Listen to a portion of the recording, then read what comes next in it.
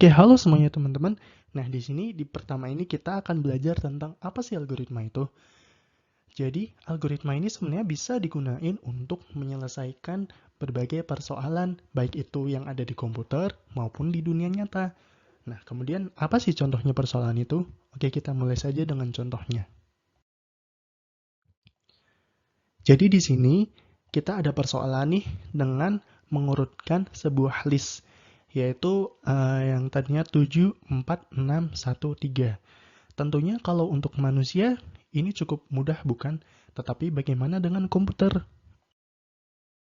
Nah, kalau untuk manusia sendiri itu kan sebelum terurut nih listnya kan tadi 7, 4, 6, 1, 3.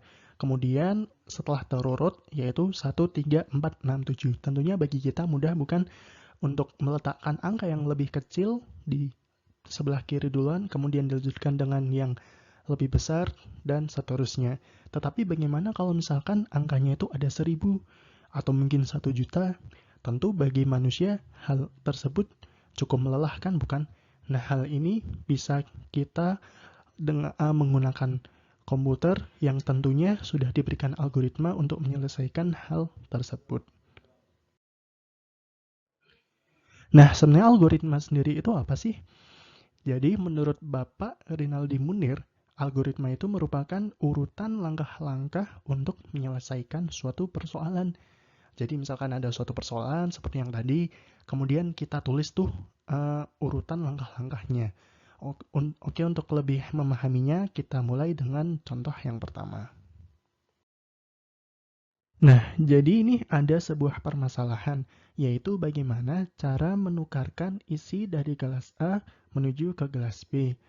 Nah, jadi untuk algoritmanya sendiri nih, yang pertama nih, kita perlu menyiapkan sebuah gelas atau gelas C, yaitu untuk menyimpan nilai dari gelas A. Baik, ini setelah kita siapkan. Kemudian, langkah keduanya yaitu kita menuangkan isi dari gelas A menuju ke gelas C.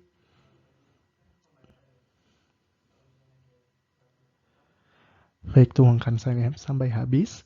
Kemudian, langkah berikutnya yaitu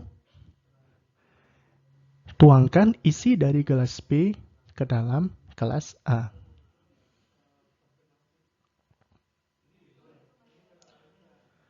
Nah, setelah demikian, kemudian pindahkan isi dari gelas C menuju ke gelas B. Baik, dan isi dari gelas A tertukar dengan gelas B. Cukup mudah bukan? Nah, untuk memahami algoritma, kita mulai dengan contoh yang berikutnya ya.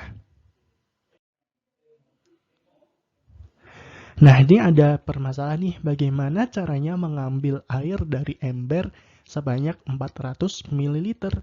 Nah, di sini nih permasalahannya tuh kita cuma memiliki satu buah gelas yang berukuran 500 ml dan satu buah gelas berukuran 300 ml.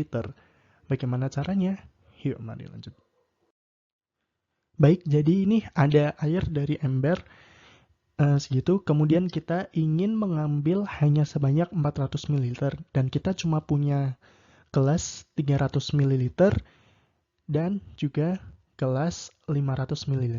Nah, di sini nih yang oranye ini gelas 300 ml, yang bening yaitu gelas 500 ml. Nah, algoritma pertamanya isi gelas oranye dengan 300 ml air. Kemudian tuangkan air dari gelas oranye ke gelas bening.